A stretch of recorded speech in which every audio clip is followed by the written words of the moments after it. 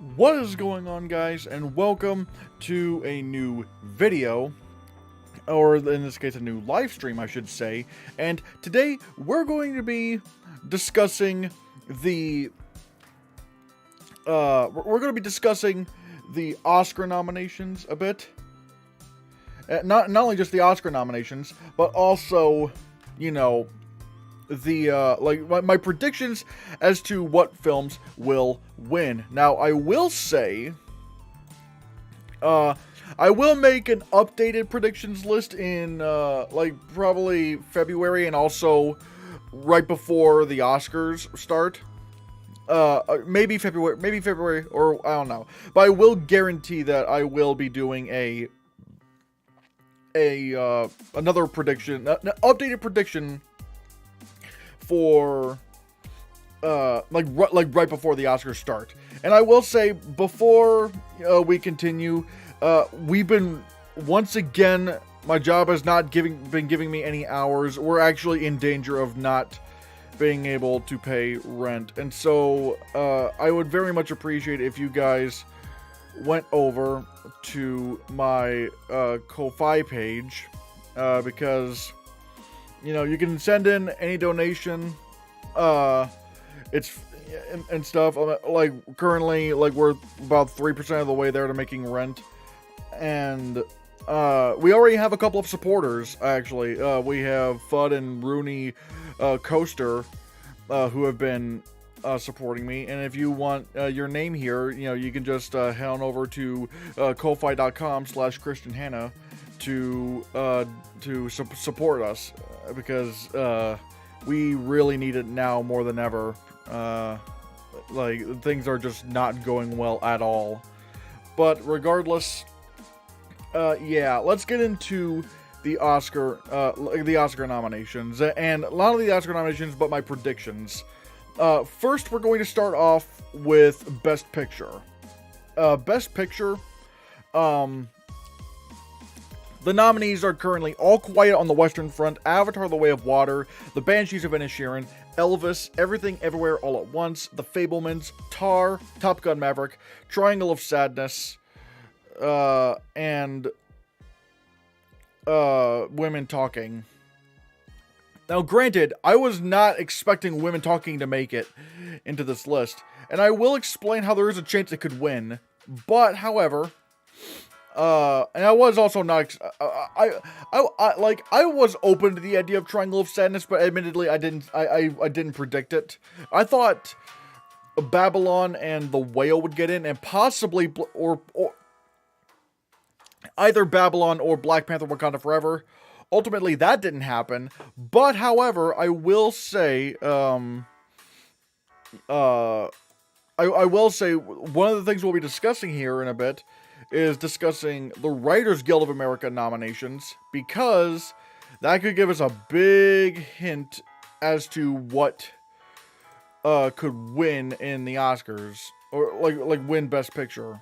Or at least in the screenplay categories. I mean, granted, the screenplay categories could very well tell us who. Hold on. Oh man. Oops. Sorry. Oh, that sucks. So yeah. Just ignore this whole thing. But yeah, like I said, okay. So which one do I think will win Best Picture? I'd say it's tough to say, because we have, like, I think it's so far between two movies. It is between Everything Everywhere All at Once and The Fabelmans. Granted, The Fabelmans didn't do very well at the BAFTAs this year, which hurts its chances. But it did win Best Director and Best Picture Drama at the Golden Globes, so it still has a chance. And even though I think, like, maybe the only Critics' Choice Award it won was for Young Actor or Actress in a motion picture, which is not an Oscar category, by the way. So that's a bit hard to say. Like, that's. Whereas Everything Everywhere All at Once got 11 nominations. It got 11, even in categories that I legitimately did not think it would get into. right now, as it stands, I'm leaning towards Everything Everywhere All at Once.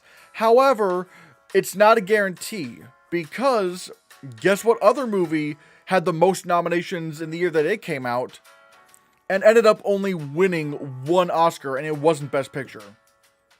The Power of the Dog. The Power of the Dog last year got 12 nominations at the Oscars, and only ended up winning Best Director. So just because Everything Everywhere All at Once has 11 nominations, it's not a guarantee that it's gonna win Best Picture.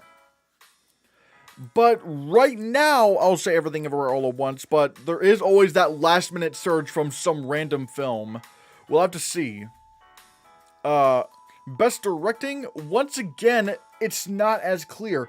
At least with last year, even though The Power of the Dog didn't end up winning Best Picture, Jane Campion still won Best Director. Like, it was still, like, that was still a lock. Oops. Like, that was still a lock. Whereas this year, we are already like in a bunch of chaos as to who could win, because in the Golden Globes, Steven Spielberg won for The Fabelmans, but in the Critics' Choice Awards, it went to the Daniels. And what makes it even crazier is that in the BAFTAs, Steven Spielberg was not even longlisted for the Best Director, which that just threw me out. That just threw me on a loop completely. I was like, what? So that does complicate things. It, like, admittedly, it would be really weird to see Triangle of Sadness, like to see Ruben Östlund from Triangle of Sadness rise up from all this, but at the same time, like, he wasn't nominated in the Directors Guild. In fact, I think in the Directors Guild we have Martin McDonagh, the Daniels, Spielberg, and Todd Field. I don't know if it had, like, I don't, like, it's still, it is, you know, it is tough. Christian Knight says, do you think that, like, Christian Knight says he thinks, or they think, Everything Everywhere All at Once will win Best Picture, and the Daniels will win Best Director. It's so tough. It really is tough, because Spielberg did win the Golden Globe, but again, it's just not a clear race this year. Most other directing years, it's pretty clear who's gonna win Best Director. And now, Grant, like, I'm right now thinking I'll probably say the Daniels right now, but I really want to see where the BAFTAs and where Directors Guild goes, because it's not clear. Original screenplay.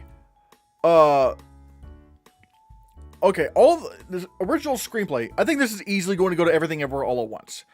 Everyone's thinking it could go to The Banshees of Inisherin, but I don't think it will. I think The Banshees of Inisherin will get knocked out in favor of Everything Everywhere All at Once. Even if Everything Everywhere doesn't win Best Picture or Director, I know it's going to win Best Original Screenplay, because that movie's dialogue heavy.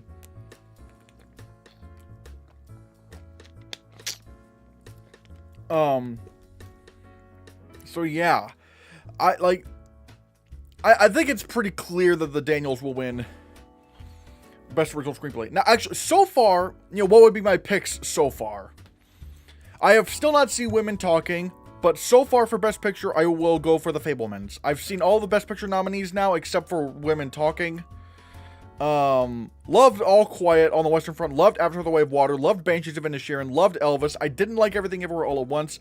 The Fabelmans, I love the hell out of that film. I didn't like Tar. I thought it was very, very boring.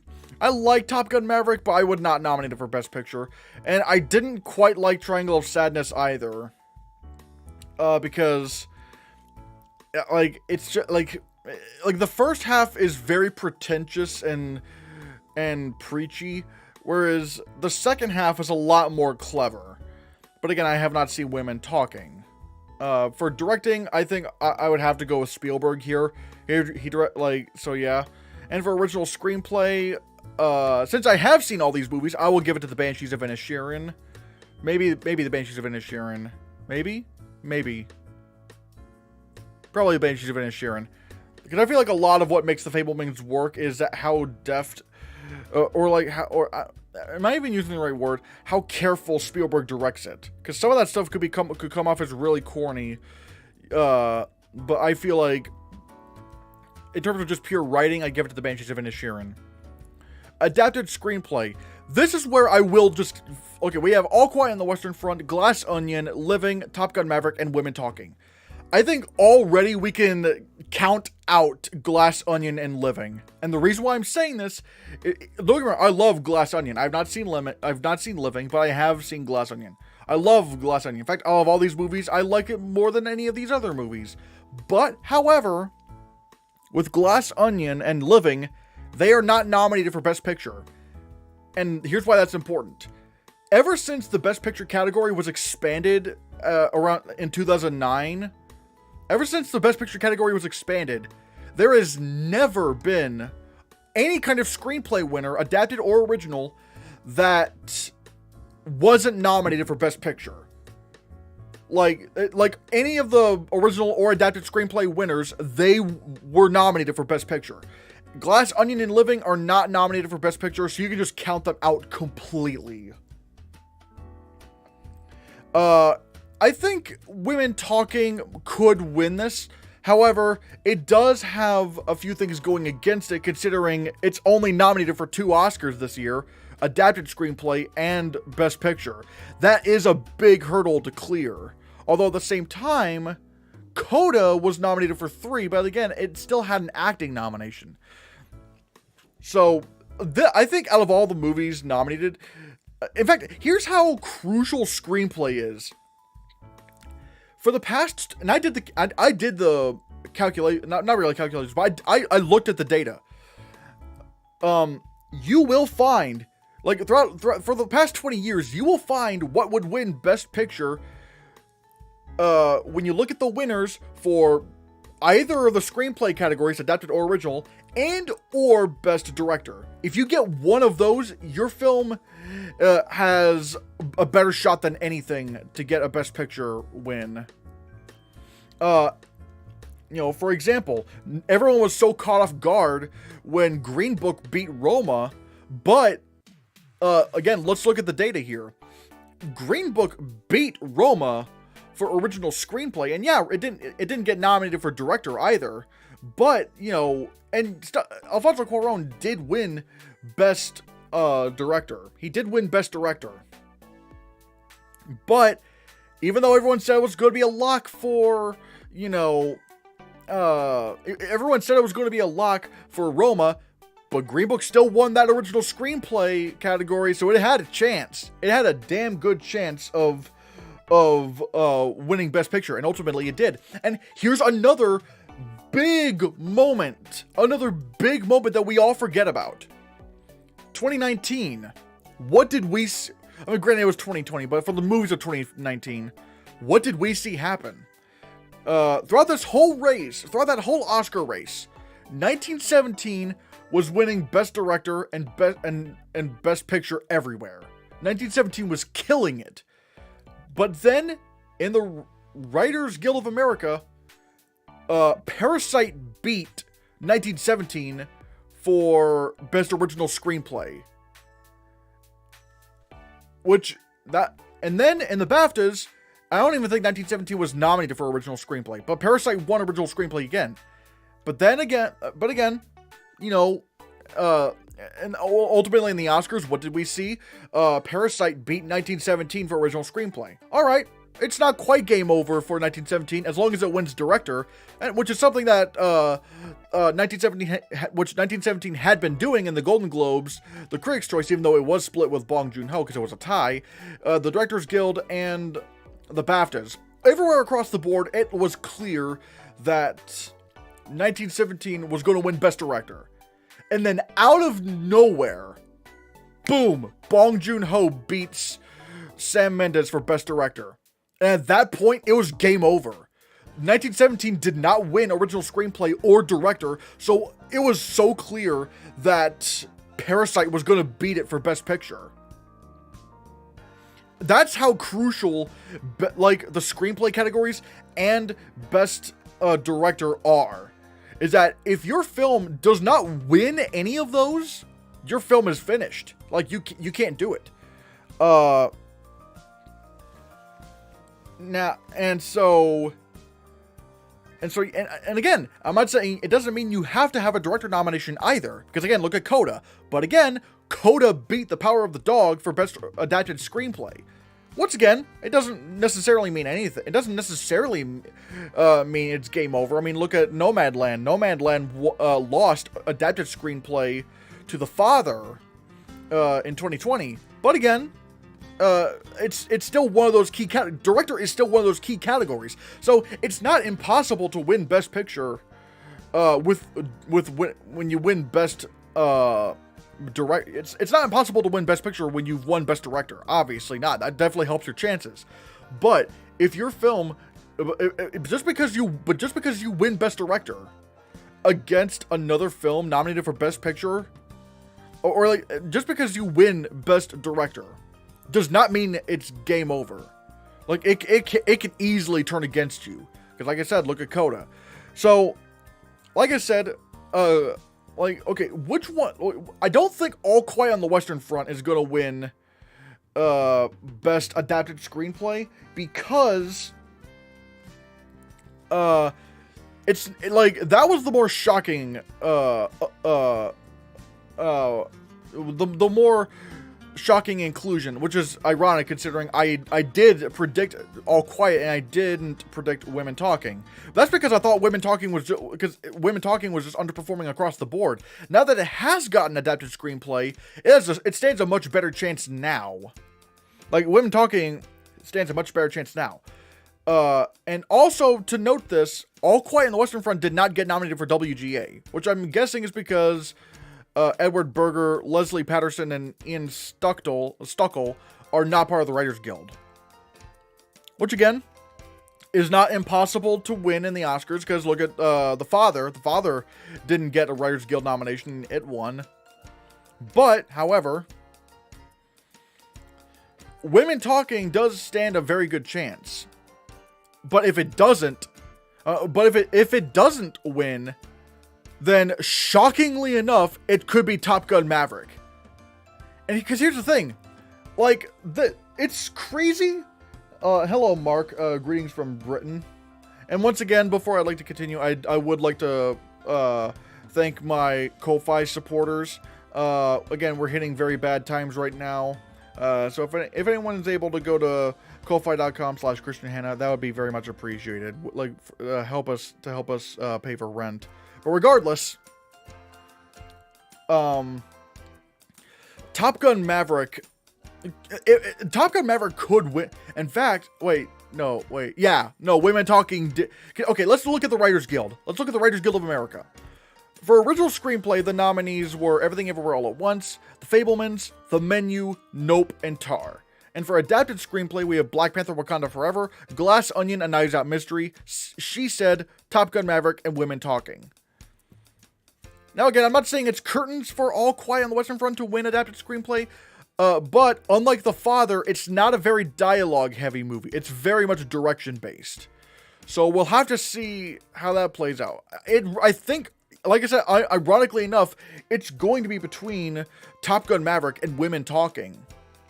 And here's the thing, if Top Gun Maverick somehow manages to beat Women Talking for adapted screenplay, because here's the thing, I'm thinking, like, let's just say for hypothetical, Top Gun wins Best Adapted Screenplay.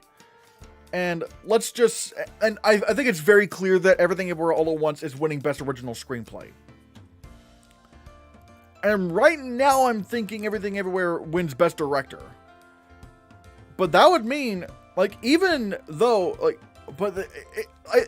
directing is either going to go to the Fabelmans, either go to Spielberg or the Daniels. So either way, like, because it's clear that Everything Everywhere is going to win this, the original screenplay race, it's still locked in as one of the frontrunners. But let's just say for a second the Fabelmans wins Best Director. That means your 3 frontrunners will end up being The Fabelmans, Top Gun Maverick, and Everything Everywhere All at Once.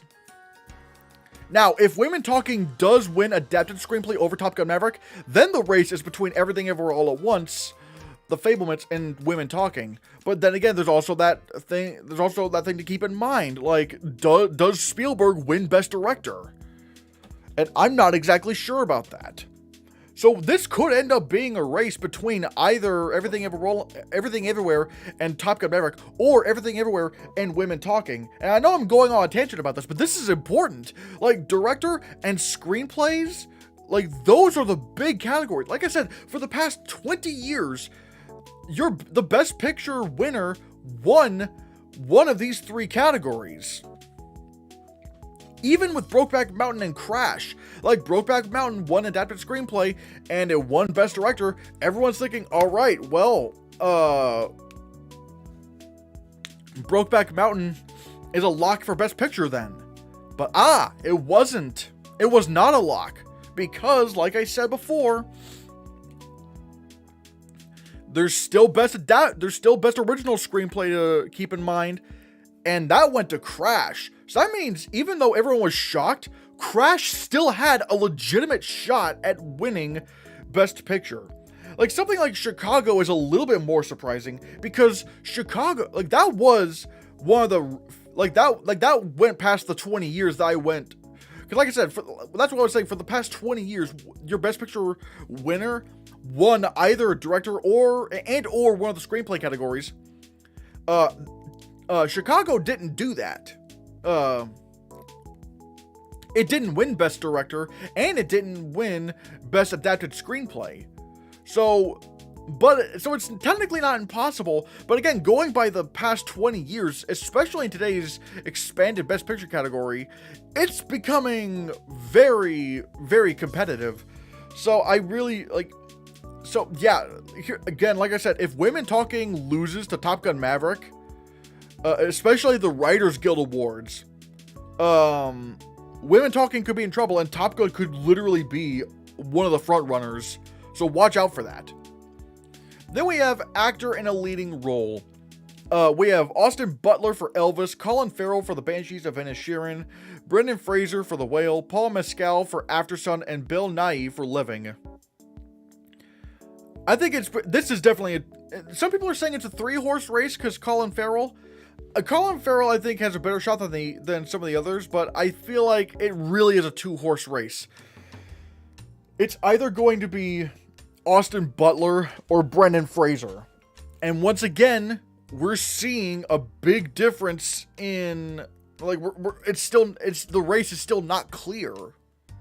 Because Austin Butler won the Austin Butler beat Brendan Fraser for the Golden Globe, but Brendan Fraser beat Austin Butler for the Critics' Choice Award. Now, granted, the Critics' Choice Awards don't always agree with the industry. For example, Maria Bakalova, she won Best Supporting Actress for Borat's subsequent movie film, even though in the Oscars, the award went to Yoo Jun-young for Minari. And coincidentally, in the same year, Carey Mulligan won Best Lead Actress, but in the Oscars, it went to Frances McDormand.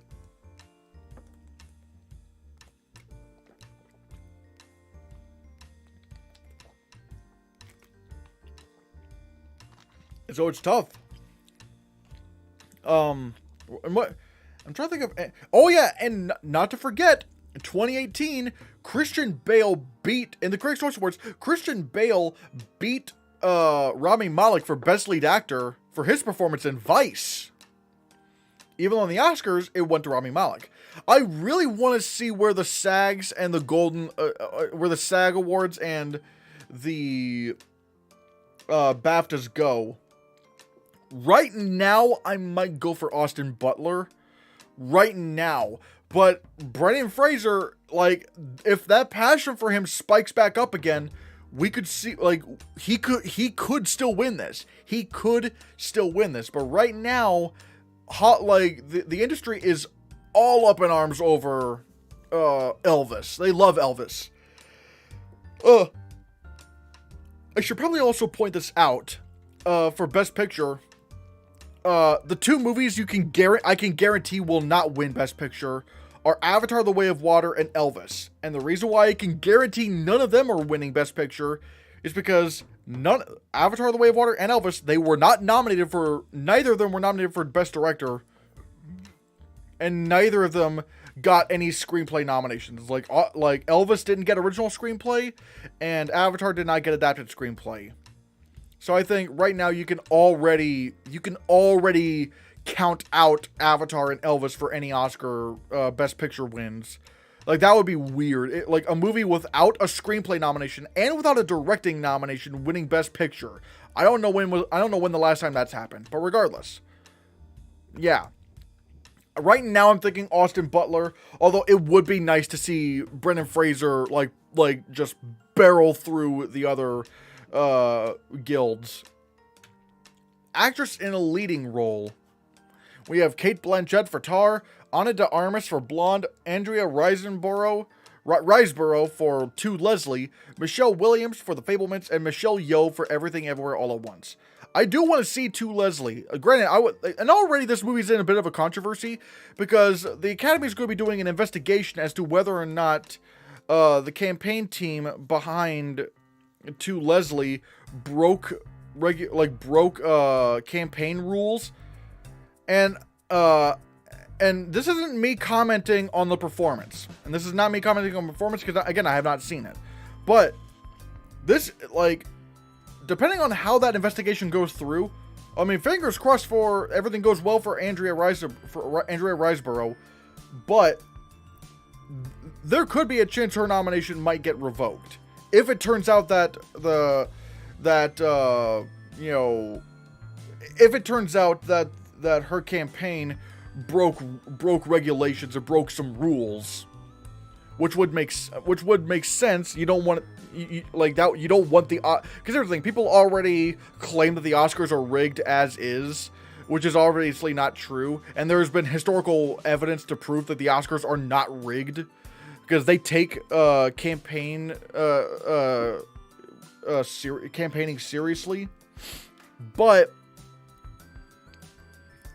regardless, let's just say, for the sake of the argument, she doesn't. It turns out that she didn't, violate any campaign rules or whatever. Let's just say that doesn't happen. Right now, everyone's saying Cate Blanchett and Michelle Yeoh, but with all this drama going on with To Leslie, there's a chance that out of all this controversy, out of all this chaos, maybe Andrea Riseborough wins Best Lead Actress. Right now, I still have to say Cate Blanchett for now. I want to see where this Andrea Riseborough thing goes, because I think they're meeting up with. I think they're going to be doing an investigation tomorrow to see if any rules were broken. But if it turns out that there are no rules broken and the campaign was completely fair, then I could actually see Andrea Riseborough maybe win Best Lead Actress out of all this controversy. So there is that. But right now I'm thinking Cate Blanchett. Although Michelle Yeoh could still maybe take it, but it's tough between those two. Then we have actor in a supporting role. We have Brendan Gleeson for The Banshees of Inisherin, Brian Tyree Henry for Causeway, Judd Hirsch for The Fablemans, Barry Keoghan for The Banshees of Inisherin, and Ke Huy Quan for Everything Everywhere All at Once. This is easily going to be Ke Huy Quan's award. This is easily going to be his award to win. He's going to win this. He's been winning literally. He's the front runner to win every award. He's going to win this. It's not even a question.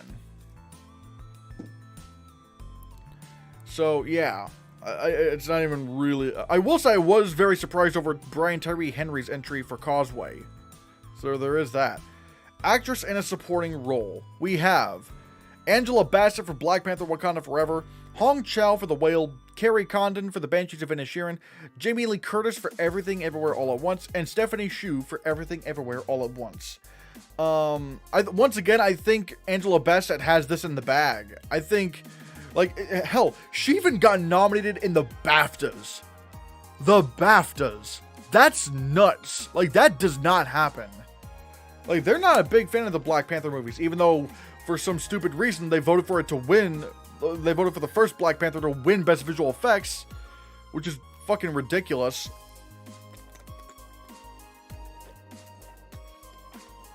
But regardless, Angela Bassett could, in fact, maybe win.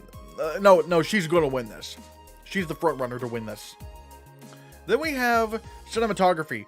Alright, this is where things get chaotic because, my god, Top Gun Maverick, the front runner to win Best Cinematography, did not get nominated for cinematography. That was actually nuts. Like, that is crazy. So now I'm just left wondering, what the hell could win this? And a lot of people are saying All Quiet on the Western Front. Maybe, but at the same time, it didn't get the it didn't get, what was that place called? American Society of Cinematographers. Yeah, it didn't get nominated for that. Although, if I'm not mistaken,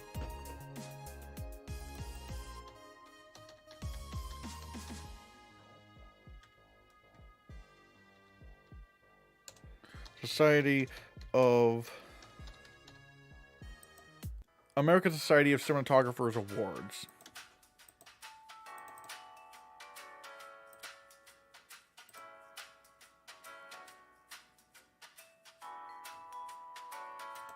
What was it? Yeah, American Cinematography Awards. Because I need to see. Let's take a look at the history. Okay, so Mank did get in there. All right, Mank. Yeah, that was nominated. Yeah, 1917. Yeah. Oh wow. Oh. Okay, so Cold War. That was nominated for the Oscar.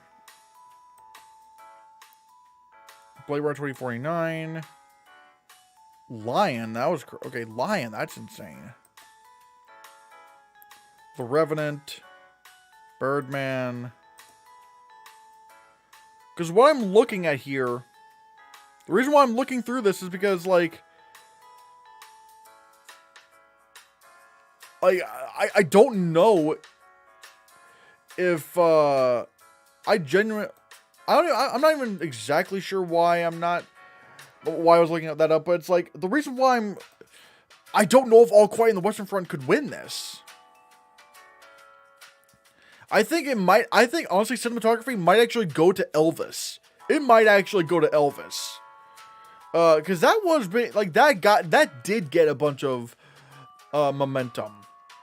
But again, Top Gun Maverick not getting in, that was actually nuts. That was nuts. Actually, wait, I'm wondering, did the BAFTAs nominate Top Gun Maverick for cinematography? Let's see. Boop. Yep, Top Gun Maverick, that got in. So, this is tough. But again, I think it might go to Elvis. Because again, All Quiet on the Western Front didn't even get a nomination at ASC. So, I might actually say that it goes to Elvis, which would make Mandy Walker the first woman to win an Oscar for cinematography. Think about that. Film editing, we have The Banshees of Inisherin, Elvis, Everything Everywhere All at Once, Tar, and Top Gun Maverick. I think it's very close between Everything Everywhere All at Once and Top Gun Maverick. Top Gun Maverick might get it because it's a war movie, although Everything Everywhere All at Once does have very rapid fire editing. It is crazy, the editing of that film. So, God, this is tough. This is absolutely tough.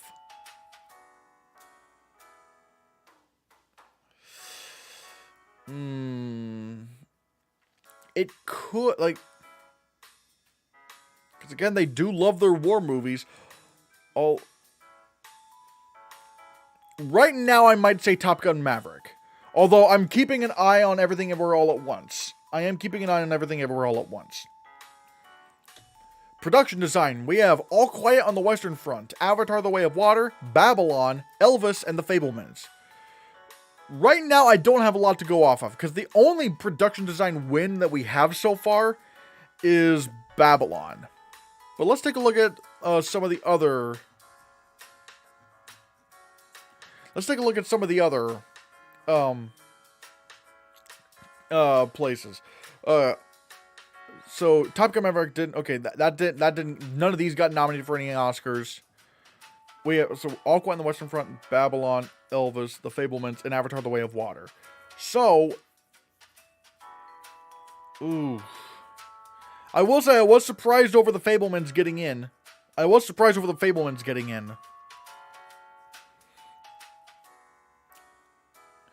I'm thinking this. I think. Actually, let's see what the BAFTAs also have. So we only have All Quiet. So out of the BAFTAs, we have All Quiet on the Western Front, Babylon, and Elvis. They share nominations with the Oscars. So it really is between All Quiet, Babylon, and Elvis. And I might go for Babylon. I think Babylon might win. I think Babylon wins production design. I think that's going to be the case. Although I am keeping an eye on Elvis, but again, I think it will go to Babylon.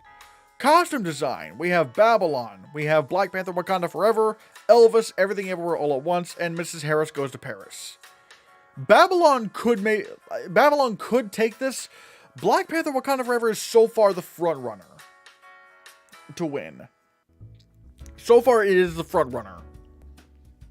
And the first Black Panther also won Best Costume Design, but would it also be considered we're just voting for it to win again? I don't know. It could go to. I think right now I'm thinking it might go to Black Panther Wakanda Forever. Although, like I said, I am keeping my eye on Babylon. Actually, what did the? Oh yeah, but.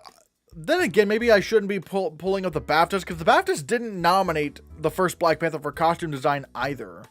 So, maybe I'm kind of... What in the world? Is this thing...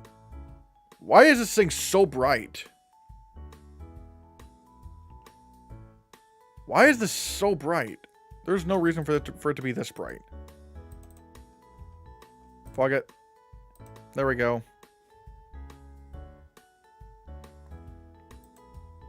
But yeah, I don't think, like, I think Black Panther Wakanda Forever is going to take costume design as of now. I want to see how the race goes later on. Makeup and hairstyling. We have All Quiet on the Western Front, The Batman, Black Panther Wakanda Forever, Elvis, and The Whale. Now, this is going to be interesting because everyone, right now I'm thinking The Whale, but Elvis out of nowhere started going, hey, what if we, like the Critics' Choice Awards, they chose Elvis to win Best Makeup and Hairstyling over The Whale. And let's not forget about this, Elvis is more of a popular movie at the Oscars than The Whale is. Like, Elvis is more popular than The Whale. So, ooh... What did the BAFTAs have to say for it? Yeah, we got all the same nominees except for Black Panther Wakanda Forever, which again, I was confused over Black Panther Wakanda Forever. Like, that got in for makeup and hairstyling, even though the first film didn't? That's, but, so basically we have all the same nominees. And also, Matilda the Musical didn't even make the shortlist at the Oscars, which I think it should have. Ooh. Actually, how do the BAFTAs favor, Okay, so they did nominate The Whale for adapted screenplay. But again, it's like, it's tough. Right now, I want to say The Whale. But right now I'll go for The Whale, but once again, I am keeping an eye out on Elvis. It's like, if Elvis wins the BAFTA, then once again, game over for The Whale. Game over. Visual effects. Okay. we have All Quiet on the Western Front, Avatar: The Way of Water, The Batman, Black Panther: Wakanda Forever, and Top Gun: Maverick. Okay, I am even right now, I'm still inclined to say that. Right now, I'm still inclined to say Avatar: The Way of Water wins Best Visual Effects. But it's not going to be easy. And the reason why I say it's not going to be easy is because, well, let's take a look here. We have 3 Best Picture nominees nominated for Best Visual Effects. 3 Best Picture nominees. All Quiet on the Western Front, Avatar: The Way of Water, and Top Gun: Maverick. Now, you probably ask yourself, Christian, what are you talking about? Like, what does it mean? Why does it matter if there's 3 Best Picture nominees in the running for visual effects? Well, I would say, I wouldn't be as concerned if it wasn't for the fact that 2015 also had 3 Best Picture nominees in the running for Best Visual Effects, with Mad Max Fury Road, The Martian, and The Revenant. And lo and behold, despite 3, and because here's the thing, over 80% of the time, the best, over 80% of the time of years when a Best Picture nominee is nominated for Best Visual Effects, 80% of the time, the Best Picture nominee wins over a film that doesn't get a Best Visual Effects nomination, or a Best Picture nomination. For example, and it's not always fair, because that's how 1917 ended up beating The Lion King for visual effects. Despite in the Visual Effects Society Awards, The Lion King had every reason to win that. The Lion King in the Visual Effects Society won Best, Outstanding Created Environment in a Photoreal Feature, Outstanding Virtual Cinematography in a Photoreal Feature, and the top prize, which was Outstanding Visual Effects in a Photoreal Feature. And 1917 couldn't even win the only award it was nominated for, which was Outstanding Supporting Visual Effects in a Photoreal Feature. It lost that to The Irishman. And The Irishman also won Best Compositing in a Photoreal Feature. So, and the reason why I bring that up is because despite there being no reason for 1917 to beat The Lion King for visual effects, in the Oscars, where it's not just visual effects people voting for the awards, it's also just normies who don't know anything about visual effects. That is how you get 1917 to beat The Lion King, a film way more deserving to win visual effects than 1917 was, despite how good 1917 was. There was no reason for 1917 to beat The Lion King, yet it did it anyway because it was a Best Picture nominee. And that trend has been the same, where we have the Best Picture, where a Best Picture nominee wins Best Visual Effects over non-Best Picture nominees. For example, Dune this year. Now, granted, Dune did perform very well at the Visual Effects Society. But I'm just using this as an example. It was a Best Picture nominee. It won Best Visual Effects. 2020, that was not only an asterisk year, but none of the movies here were nominated for Best Picture. 2019, it went to 1917. What was it? Gravity, Gravity, Best Picture nominee. Life of Pi, Best Picture nominee. Hugo, Best Picture nominee. Inception, Best Picture nominee. Avatar, Benjamin Button. What was it? Lord of the Rings, Gladiator.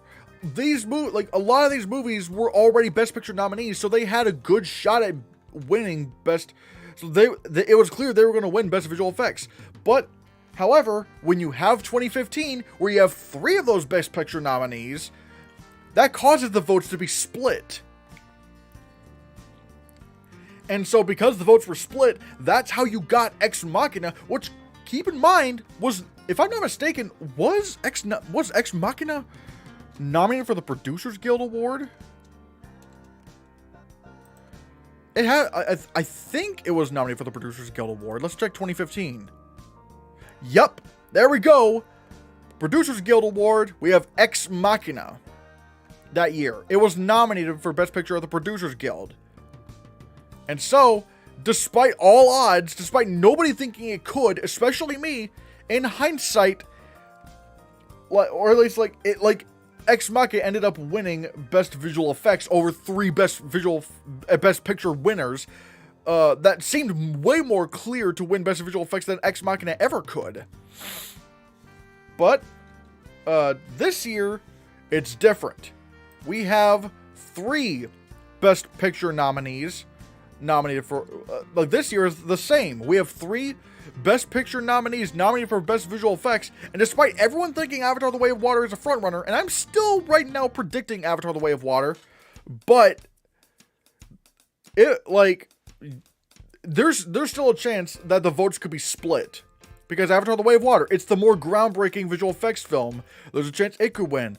All Quiet on the Western Front, it has more invisible visual effects that a lot of the older people are going to love. And Top Gun Maverick. Not only are the effects mostly seamless in Top Gun Maverick, but everyone's like, oh, well, here's the thing. Top Gun Maverick, despite being a very visual effects heavy film with having over 4,000 visual effects shots, I think it was either 2,000 or 4,000. A lot of the people still do not think Top Gun Maverick had visual effects. And so, people might just vote for it because they think it's all practical effects. And so, if the votes were split, well then what could win Best Visual Effects? Ironically enough, it was also, coincidentally enough, possibly also a movie that was also that, like Ex Machina, was nominated for the Producers Guild Award for Best Picture. Black Panther: Wakanda Forever. Despite it, here's the thing. Black Panther: Wakanda Forever, it does not have bad visual effects. The effects are significantly better than that of the first one. But the fact that it got in over Doctor Strange in the Multiverse of Madness was infuriating. I was like, how the fuck did that happen? But, again, we have 3 Best Picture nominees nominated for Best Visual Effects. Right now, I'm still going Avatar. But, however, there's a chance the votes are split and Black Panther: Wakanda Forever takes Best Visual Effects. There is a good chance of that happening. Because like I said, we've seen this happen before. We've seen this happen before where the votes were split between 3 Best Picture nominees, and ultimately a movie that wasn't even nominated for Best Picture, but did get the Producers Guild nomination for Best Picture. This could happen. This could very, very well happen. So, I want Avatar: The Way of Water to win. I want it to win so badly. But there's a good chance Black Panther could steal that because of vote splitting. So we'll have to see about that. Then we have Best Sound. We have All Quiet on the Western Front, Avatar: The Way of Water, The Batman, Elvis, and Top Gun Maverick. I think it's obviously going to be Top Gun Maverick. I think it will obviously be Top Gun Maverick that wins this. Everyone, again, it's a war movie. Technically it's not a war movie, but it's like the big blockbuster, like the big block, planes and stuff. I think it wins Best Sound. Then we have Original Score, which is All Quiet on the Western Front, Babylon, The Banshees of Inisherin, Everything Everywhere All at Once, and The Fabelmans. I was gonna say maybe The Fabelmans wins this my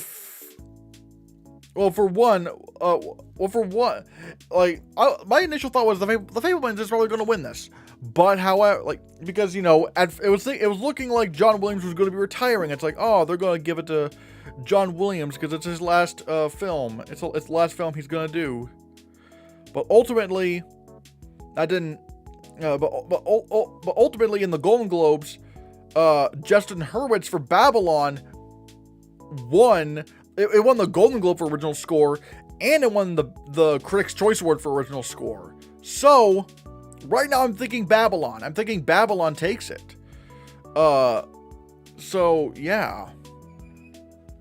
Then we have original song, which there was a bit of a surprise here. Okay, we have Applause from Tell It Like a Woman. That's not a surprise.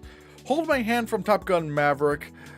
Lift Me Up from Black Panther Wakanda Forever. Natu from RRR. And This Is a Life from Everything Everywhere All at Once. I will say I was not expecting This Is a Life to make it in there. Not only, I wasn't expecting it to make original song and original score. I wasn't expecting that at all. But right now I'm going to say Natu. I think Natu takes original score. Original song, and I hope it wins. But there is also the question, would this be considered too weird for the Oscars taste? Would it be considered too weird to win? In favor of the more conventional, tearjerker, Lift Me Up. Which, granted, Lift Me Up is very good. Like, it's a very powerful, I love that song a lot.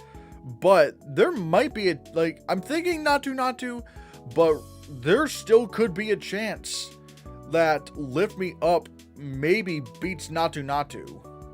Because maybe Academy voters just might find Natu weird. But right now, I'm still going with Natu just for now.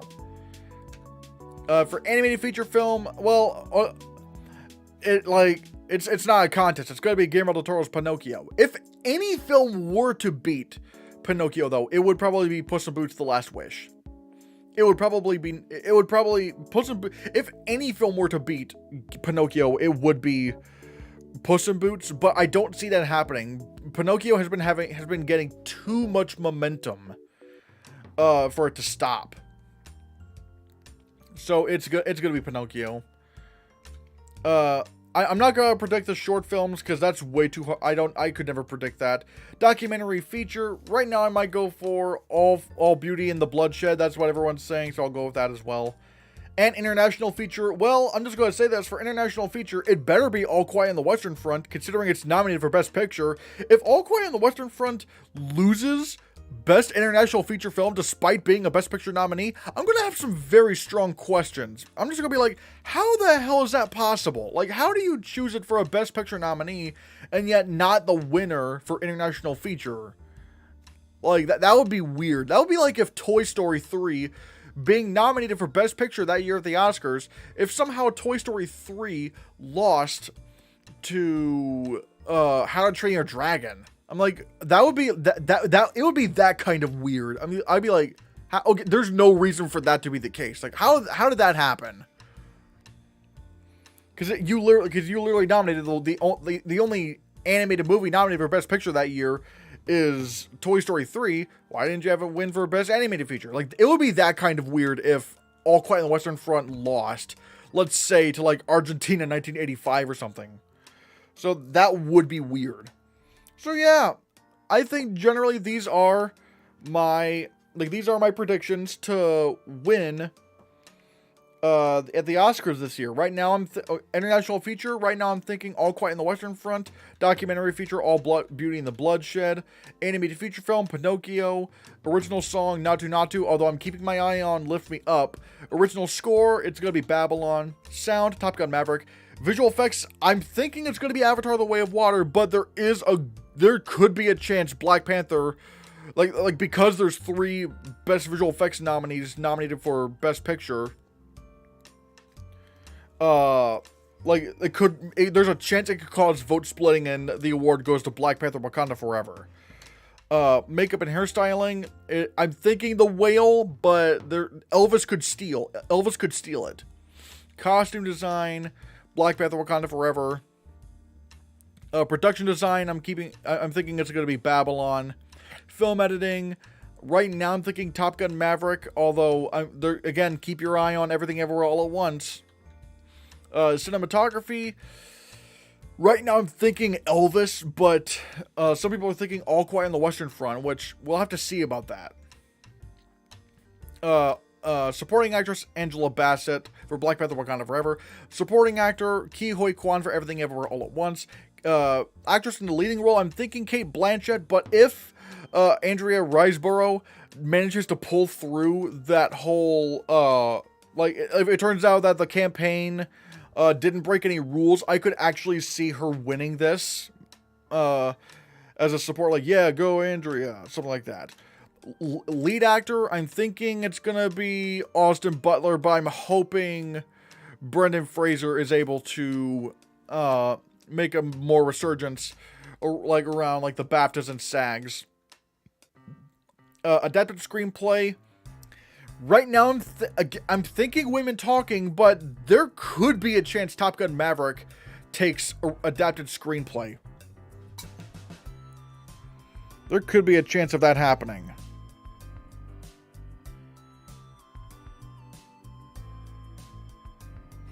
There is a chance that Top Gun Maverick, out of nowhere, wins adapted screenplay. Best original screenplay, it's going to be Everything Everywhere All at Once. Directing, this is hard. I'm thinking the Daniels, but Steven Spielberg, I want to see Steven Spielberg pull through. Again, we'll have to see how DGA thinks.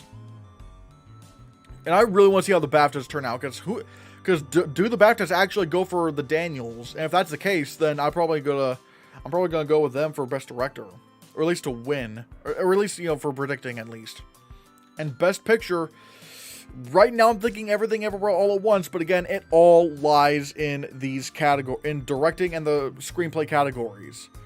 Because like I said, Elvis and Avatar, they're never gonna win this because they didn't get nominated for director or any of the screenplay categories. And like in the front runners, it's gonna be tough. Everything Everywhere All at Once, I think, is a locked front runner because it's gonna win at least original screenplay. So there is that. But I'm really looking at who wins who's looking to win adapted screenplay and who's looking to win director.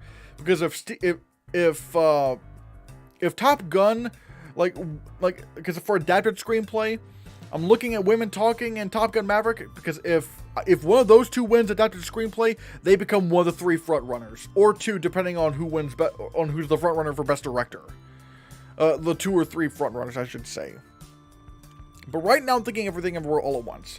So, I guess the question goes to you. What are your current predictions for the Oscar nominations this year?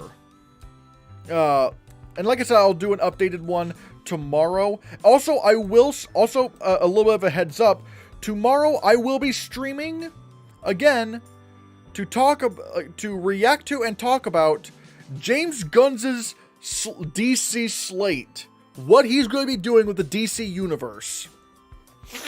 I will definitely be streaming that, and we're going to be discussing this. I'm really excited to see what he has. I'm really, really excited to see what he has in store for the